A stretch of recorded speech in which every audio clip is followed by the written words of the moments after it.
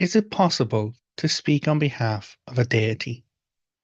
Well, Dagdi Vogus Fulcher. Hi, hello, and welcome. Jon O'Sullivan from the Irish Pagan School. And this is a cast with includes a bit of a perspective, which I really, really hope lands with the right people. Um, because yeah, the answer, not hard to say, it is possible to speak for a deity. But those practices are what's referred to as evocation, which is a ritual set up and designed in order to embody or imbue the deity within a particular set ritual moment, at which point the moment ends and any healthy, normal, healthy practice of ritual processes closes off and then ends with a releasing or letting go of it. So the follow-up question is, do I speak for the Dagda? No, I don't. I'm not the Dagda. I don't speak for the Dagda. I tell stories about the Dagda. I express information from my own personal perspective about my views of the Dagda or my relationship with the Dagda. But have I ever turned around or told anyone specifically that, the Dagda this or the Dagda that, or no, absolutely not. Have people asked me what the Dagda would say about a particular circumstance or situation, or what the Dagda's view on the relationship with something is, or the Dagda's view of their practices? Yes, people have come and sought that kind of counseling with me. There's a spiritual consultation service on the Irish Pagan School for exactly that purpose. Do I pursue people to tell them or give them information from the Dagda? Absolutely fucking not. And an inside view, really, on a spiritual consultation, it's a matter of breaking down what's actually being talked about, how it's being considered, and how it's being processed. Because I'm going to educate someone to access the resources. I'm going to educate someone to approach that relationship so that they can ask the deity themselves. Not that I impart or speak for or translate the information for a deity. That is not what paganism is. Ritual practice like that occurs in monotheistic religions, where you have this individual who stands in front of their congregation, who stands in front of their gathering, and they read the words as written down in their scripture, or they speak on behalf. They're authorized initiated or trained to speak on behalf of their God. I am not that. Absolutely not. People have referred to me as a priest, but my work, the only area that I accept priestly work or Dagda priest stuff is the sacerdotal, which is the community care elements of it. Sorry, the pastoral, which is the community care kind of stuff. That's the work I do. Sacerdotal is the deeper hidden mysteries of ritual, etc. I don't do that because I'm still figuring that stuff out for me. And by fuck am I going to include or bring in or initiate people into some practice that I don't have a full understanding of myself? Because that's bad spiritual behavior. Speaking of bad spiritual behavior, there's a video I did about a year ago, and it seems to be coming around again. This practice and this circumstance, or some more people are being exposed to this mentality, uh, which is causing another kerfuffle. Oh, well, it's okay. Kerfuffle is too gentle a word. It's causing a problem. And I will say here what I would say to anyone else who's experiencing the voice of their God and telling them to go and, like, tell people this information. And if I were to do that myself, if I were to start chasing around and speaking on behalf of the Dagda, my word is the Dagda word, I would expect someone to turn around and say, John, are you okay? John, do you need to consult? Like, do you need to go and have a counseling session? Do you need to speak to someone about mental health? Because my spiritual practice is part of my being, absolutely. But my view and my experiences with my deity are mine. I don't tell anyone that you have to do it this way. I don't tell anyone that you have to do it this way. It's John's dag the way or the highway. No. Polytheism is a belief in multiple deities. There are many ways to explore a belief in multiple deities. There are many ways to explore a practice of belief in deities, from offerings to sacrifice to work to pastoral care or sacerdotal studies. There are many different ways to express one's spirituality in an active or in a passive way, across the whole pantheon of gods because that's paganism. Anyone who purports to put themselves above everyone else with a one true way, this message or any other, is developing for themselves a cult of ego. They are developing a gathering of energy that is directing into them for some purpose, whether they are aware of it or not. The ones that I've mostly come across in my experience, they're well fucking aware of it. They're manipulating other individuals because of their spiritual practices or their spiritual beliefs for their own ends, for their own means. And invariably, there needs to be question marks as to why they're doing it and how they're doing it. So I've mentioned this in passing here and there around, but I'm kind of devoting a bit of time and energy to it in this video. And I want to try and keep it as brief as possible. So hopefully it hits the right volume of understanding.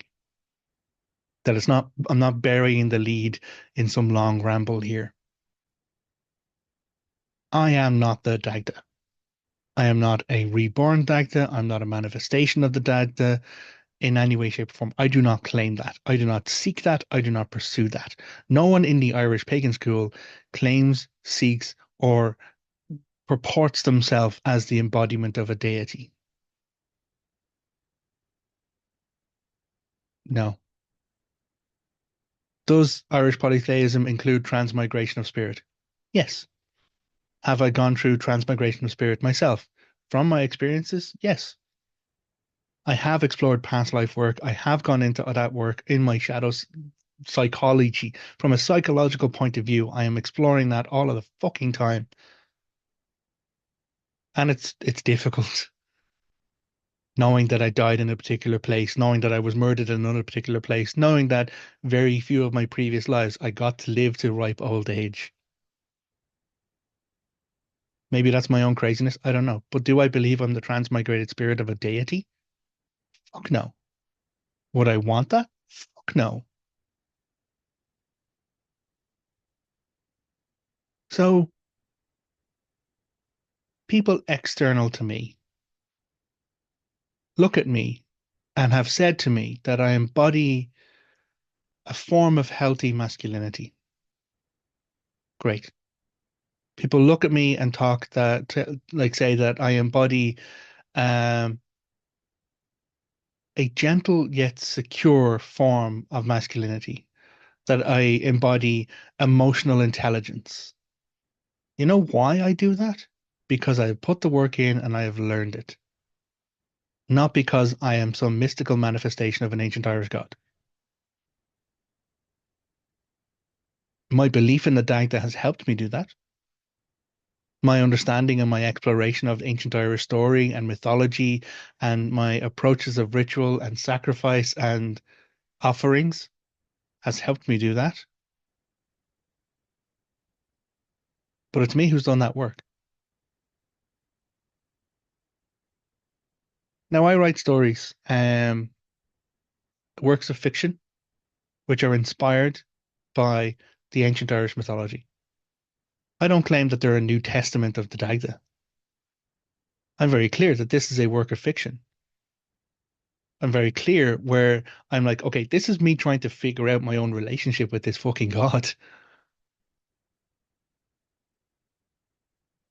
But I don't speak for him. I don't speak as him. I've stood in ritual spaces and I have called for him to honor those spaces, to come and to engage in those spaces. Absolutely. I've had personal spiritual experiences involving him on a regular enough basis. Absolutely. Do I judge other people's personal spiritual relationships by my own standards? Fuck no. Do I judge other people's spiritual progress or spiritual growth and their interactions with the Dagda by some esoteric standard that the Dagda has told me about and me only? Fuck no. Do I chase after other people who are exploring a relationship with the Dagda and tell them that they're doing it right, doing it wrong, need to do this, need to do that? Fuck no. Am I there for them in whatever capacity I can be when they come and ask me a question? Abso-fucking-lutely yes. Now I'm using like expletives here This is emphasis. This is Irish emphasis. So you can understand that I'm being serious and impassioned about it, not causing offense by using those words, which is a form of tone policing, but that's a conversation for another time. It scares me. It scares me. But you'll notice I'm not mentioning any names. I'm not pointing to any particular people. I'm not coming for people and being like, oh, the X person, Y person, or whatever, because I don't have a problem with the person. I have a problem with the behavior. I pity the person. I feel very strongly for these people that they are out of balance in their circumstances, that, their physical needs, mental needs, emotional needs, their health, some aspect of them is out of balance to think that they are the manifested voice of a deity. I can't do anything about that apart from wish them well, point them to healthy resources for themselves, encourage them to look after themselves, and then do what I need to do from my tour, which is to tell them that they may not be welcome there anymore. Because it's not about them, it's about every person behind me. It's for everyone who chooses to come into the Irish Pagan School community, everyone who's looking to grow and to explore their spirituality in a safe place that is focused and directed in line with Irish paganism, Irish spiritual beliefs, and my own practices. And with the Dagda, absolutely, it informs my practices and the way I build to it. Did the Dagda build it to it? No, I built it to it. Did I take teaching and learning from his stories, the morals, the guidings from what I have learned about my relationship with him to do it? Absolutely. Did he do it? No, I did it. I'm responsible for that. It's not some mystic, magical, woke up one day and suddenly there was a tribe there waiting to be talked to or educated. No, started years ago. And so everyone who comes to our tribe and to our tour, I have to look after them. Sorry, no, no, I don't have to do shit. I don't have to do anything. I choose to. It is my choice to care for my tribe. It is my choice, my joy, and my vocation to get real information out there, to combat the misinformation, to stand up against hate, toxicity, racism, sexism, all of the horror shit that goes on. It is my choice and my honor to stand before the harm that is directed towards my people and tell them, stand behind me and I will look after you. Or stand with me in my tribe amongst the people who I have said are moderators or healthy examples that I can advocate for. If I'm physically not there in that space, who can you look to? Well, anyone who's a moderator. Because I don't just pick people at fucking random. You can presume that when a moderator follows the guidelines, which are clear, very fucking clear. I'm sorry, I know I'm stepping over into our community space, but it's a good example of the clear guidelines, the structures. When someone joins the Irish Pagan School community in our social media space, there is a thing you have to click to say, read these rules. This is how you interact with the tribe. If you break a rule, are you kicked out? Are you cast out? Are you sent off into the dead? No, the fuck you're not. You're pointed to, here's how you can know better. And when you know better, you can do better. Our moderators are told, allow for people to make mistakes, treat them with respect, treat them with compassion. They'll get there. Everyone is welcome at the table, unless they bring hate, unless they bring like the toxic expressions of the worst forms of human expression. Then we don't give them hate back. We give them space, which is outside of our space because we have people we need to look after. Does that make me the Dagda because I'm ruling in hospitality and kingshipness or whatever? Fuck no. Did I learn my lessons from him to do it? Yeah. Can anyone else do this job as well? Absolutely. I had someone come to recently going, listen, I want to set up a community. I want to create a tour. I want to offer time and energy to look after people in my locality. Is it okay that I do that? And I'm like, it's not on me to fucking judge what you're doing to look after your tribe. I encourage you. I support you. I endorse you because it's not taking from my table. It's pulling in more fucking tables to make room for more people to sit down. I am not zealously envious of people being in my school and no other school. I couldn't give a shit where else you learn stuff from, as long as you're learning stuff. Wait, hold on. I gotta add a little bit of caveat there. I will turn around and say, like, here's our recommended resources, here's our not. But I'm not going to tell you to like not read it. I might say go and explore those resources, but do it with maybe a mindset of caution. Maybe you might want to be aware that certain of these resources are based on an older time frame or based on like sexist methodology or appropriated cultural information. I'm not going to ban you from ever going near any of that stuff because I can't. I don't have that authority. You have that authority. It's called personal sovereignty and agency. Every single one of you fucking has it. But the other side of sovereignty, folks, is responsibility.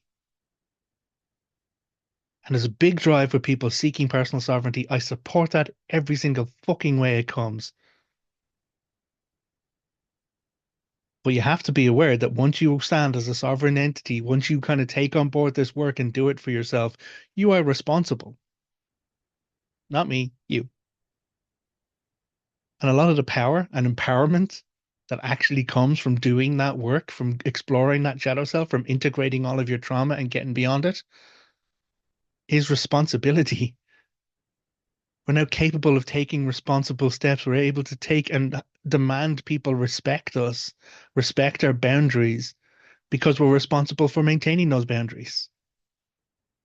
I don't expect people to try and say, "Oh no, you have to respect my boundaries and like you have to respect my sovereignty," without me putting in the effort of telling them where that is. I take personal responsibility for the standards I set for my community. I take personal responsibility for the moderators I choose for my community. And if there's a problem with any of the moderators, it comes to me. It's my judgment. Is it the Dagda judgment? No. Do I learn the lessons of kingly judgment from reading all of the information about the Dagda? Yes. Do I claim to do kingly judgment all of the time? I wish, because I'm still learning too.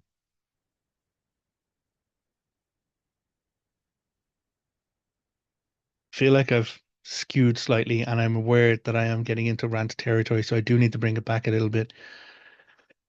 Because a big underlying issue with this bad behavior is a violation of spiritual consent. Because, yes, folks, that can happen. If someone can violate your intellectual property, your intellectual consent, if someone can violate your physical consent, spiritual consent can be violated too, because the person just has to not acknowledge it or respect it. And I can't tell you how many emails I've received of people, you know, claiming to have messages from the Dagda for me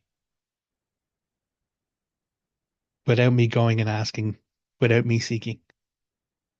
It's not one person. None of this is about one particular individual or one, two or three particular individuals. This is quite fucking common.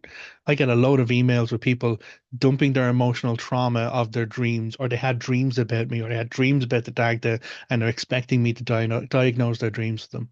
They're expecting me to provide counseling services for them. If it's someone from the community, if it's someone in like a need, I do my best to read them where I can.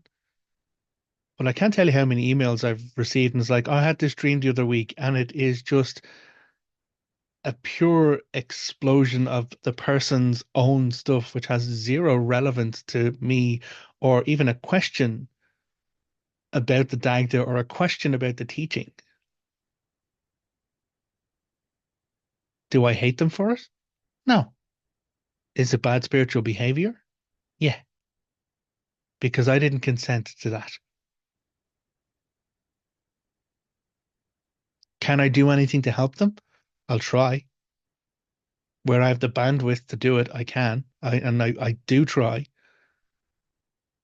because I won't see anyone stuck. But that's again pastoral care, pastoral duties that I try and offer and try and assist people with. But every single time it costs me. And so many times it's unsolicited. I haven't asked for it. There's a consultation service there. Absolutely. If you have a serious question, if you need help exploring something that happened to you in a guided journey, if you need insight into, well, what is another perspective on this moment I have learned from the teaching? If the resources aren't freely available in all of these platforms here, if you can't find a video on it and you need a personal response from me, I have an option to do that. Does it have a cost? Yes, it does, because it honors the time and the effort of that exchange. I'm not looking to make a book off anyone's like trauma. Absolutely not. But am I here to spend all of my hours every day giving personal one-on-one tutelage? I can't. I would fucking love to, but I can't. People have asked for it. And I actually did my first mentor session, my first mentor group. I had a number of people in the fireside circle at the Irish Pagan School. And every month I sat down with those people to explore Dagda-centric conversations. And they've asked for it again. So I will be doing that again. That's as close to one-on-one responses as I can get outside of a spiritual consultation, which is an email. You send me an email, you get a response by email. Because I'm not a licensed therapist. I'm not a counselor. Could I be good at that? I don't know. Do I feel that's my calling? No, it's not.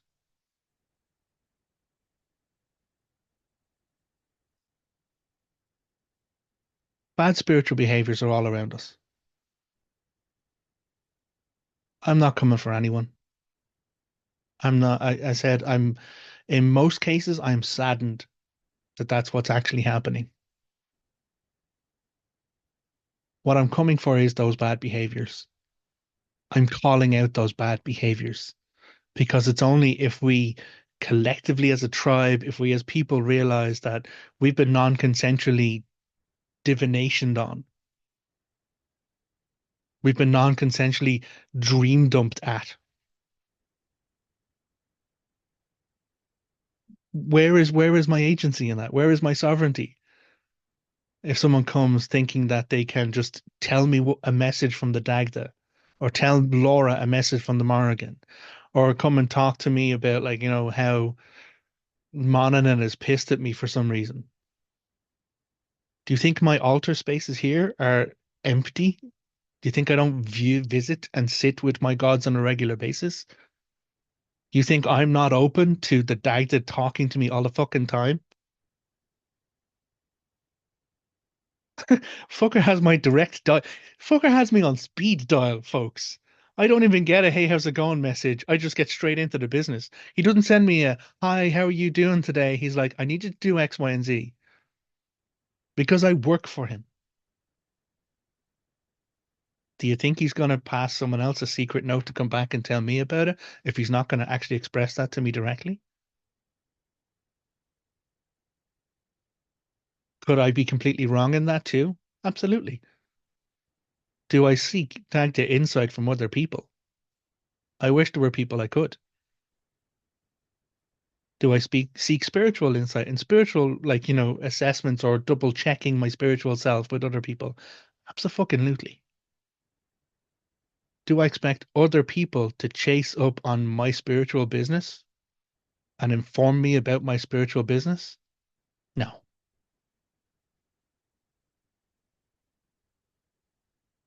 especially if I don't have some agreement with that person. Now, okay, here's one example. I have seen it happen once where a person entered into a form of initiation with another individual. So that person who initiated him has an onus and an obligation toward the spiritual well-being of that initiate. So if that spirit initiate is not doing what they should be doing, if that initiate is not functioning or acting in the spiritual ways that they should be, yeah, that message might go to the person who did the initiation to give them a heads up and say, "Hey, you might be doing the work." But that is part of a particular structured agreement between the priest, priestess, and the initiated. Have I done that with anyone? No. Have I initiated anyone? No. Is taking a class at the Irish Pagan School a secret initiation into Irish paganism?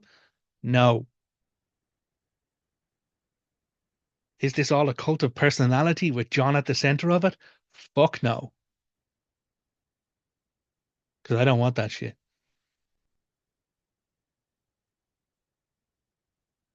Is this an education body who is designed to signpost people towards native resources, to signpost people towards good resources that can be stood over and recommended, either for their scholarly nature, their information, or for their practices as a person, because you can't separate the art from the artist. You can't separate the practice from the person who designed it. Oh, well, no, it's a really, really good book. The person who wrote it, a little bit rapey, but it's a really, really good book. I'm sorry. No, all of your favorites are problematic. It's true. Maybe me as well. Not that I know of. But if someone comes to me with a problem, I will sit the fuck down and try and do my best to listen to it and to hear it out. And if I have a problem with someone, they will know about it directly. I don't do like games of telephone whispers or, oblique sideline stuff. If I have a problem with a person, they'll know I have a problem. They'll know they have stepped across a line, they have crossed over a boundary, they have entered into a place of inhospitality. Guess how many people have had to do that too? It's not as many as you think, because my onus is on educating them to do better, give them the opportunity to do better, or just live my values as publicly and ethically and honorably as I can so people know if I am their teacher or not, or people know if they want to interact with my community or not, and allow them the freedom to choose. Choose to respect the rules, choose to respect the boundaries, choose to engage with honor and honesty, and choose to sit with our Tua and learn and grow. Absolutely. Or choose to not. You're free to choose.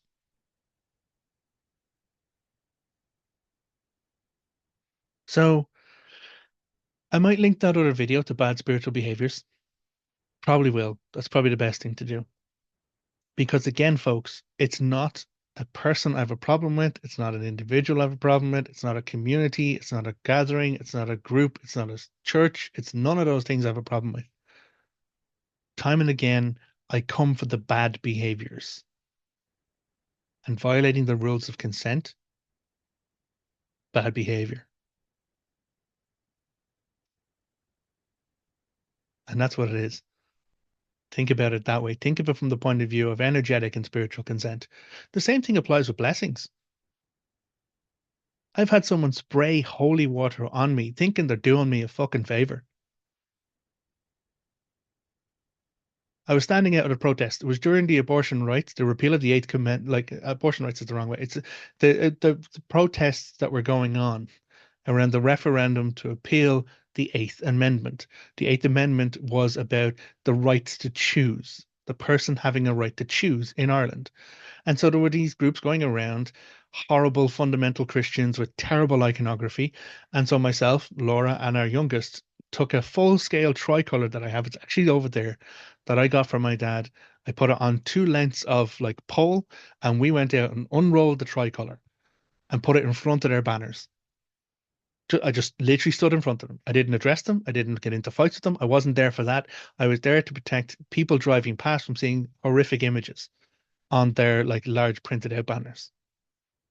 I wasn't there for scraps. I wasn't there for fights. My view, my perspective, my and Laura was on think about anyone else who might be traumatized by what these people are trying to throw at them. Because that wasn't care for a tribe or a community. And so we're standing there and I get a spritz on the back of my neck. I'm like, what the fuck was that? I ignore it.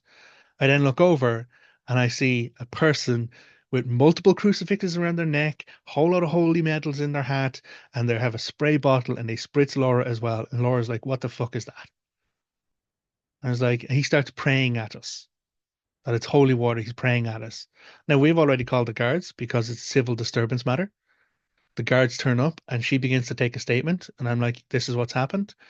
And while I'm having a conversation with this guard, this individual comes over and sprays the guard. Straight away, the guard steps back, reaches for her baton, and is like, what is in that bottle and what are you doing? Because it's a serious fucking matter of assault. And I was like, holy shit, I never actually thought about it that way. And he's like, oh no, no, it's holy water. It's holy water. And she's like, I don't know if that's holy water or not. And you've just sprayed something on me without my consent. Now I need you to stand over there because I'm going to finish my conversation and then I'm going to come to talk to you about assault. Holy fuck. Again, it was a terrible thing to experience, but I have a story here that has a lesson on it. And the lesson is consent. And you might think, oh, well, no, I'm just sending goodwill. I'm sending blessings. I'm sending good vibes. I used to do the same. I would think, oh, well, like, blessings on you or whatever. Like that's a good thing to do. That's a healthy thing to do. Until I had that realization, it's like, oh shit, if someone didn't ask me for a blessing, then I'm non-consensually blessing them. I'm forcing my energetic intent and will on that individual, regardless of the how altruistic that might be, or how like offering. Oh well, no, I'm. It's the best. I want the best for them. I'm up energy. I'm positive here. I'm not cursing someone. And now I don't mean cussing with bad words. I mean actually full on cursing. Even cursing in the Irish tradition had to be done with consent or at least acknowledgement. Cursing done in private rarely had an effect. A formal cursing, you'd have to let the person know they were going to be cursed. You'd perform the curse right there in front of multiple witnesses so everyone would know that that curse has had an effect. Doesn't happen behind closed doors in the Irish tradition. But even wishing like blessings on someone, I stopped doing it. I won't bless someone unless they ask for it. Because who am I to force a spiritual energetic signature into a matter? But if someone comes and seeks, if someone comes and asks, honored to, delighted to. Some friends in the tour have asked me to perform their wedding for them. I am full of nerves, yes, because it's going to be my first, but I'm full of joy. I am fucking honored to be a celebrant for these people.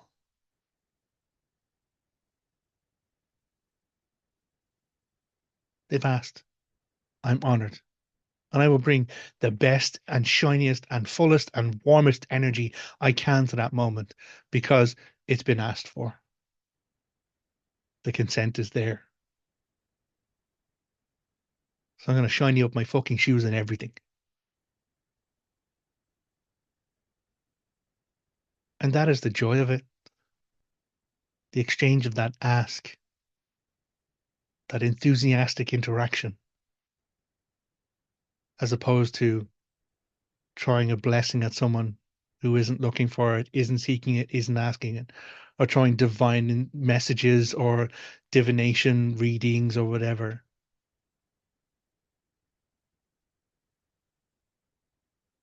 So, yeah,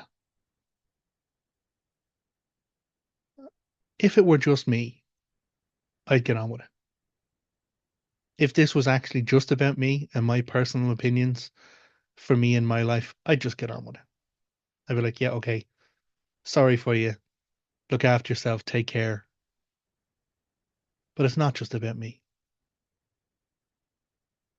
I have a tribe behind me. I have a Tuat that I need to look out for. And looking out for them is standing up and calling out bad behaviors where I see them. I'm not saying I'm perfect. I'm not saying that I'm great. I absolutely have made mistakes in the past. I'll own up to them and I will learn from them and I will fucking do better as soon as I do. But my duty of care to my Tua involves pointing out where bad behaviors exist and saying, you might not be aware, but that's actually toxic as fuck. You might not be aware, but that's actually bad spiritual practice. What the person chooses to do with it for themselves is up to them. But I need to be able to do, no, it's not even need. I'm called. I'm called to stand up for my Tua. It is a joy. And it's draining. Takes a lot of work, takes a lot of fucking effort. But if even one person has a positive experience, learns a moment, has an insight, is like, oh shit, actually, I need to change my behavior from anything I ever teach, then it's been fucking worthwhile. So this is the part where I normally recommend a class or a free resource or anything like that at all. irishpagan.school/free. Loads of stuff there. I don't need to say any more than that. If you want to go and find it, do. If you want to take another action, go and watch the other video because I go into other aspects of it, other perspectives of it in the same way to give insights as best I can. But even there, I'm calling out bad behavior. I'm not coming for any particular people. Look after yourselves. Take care. And until next time, slán. Goodbye.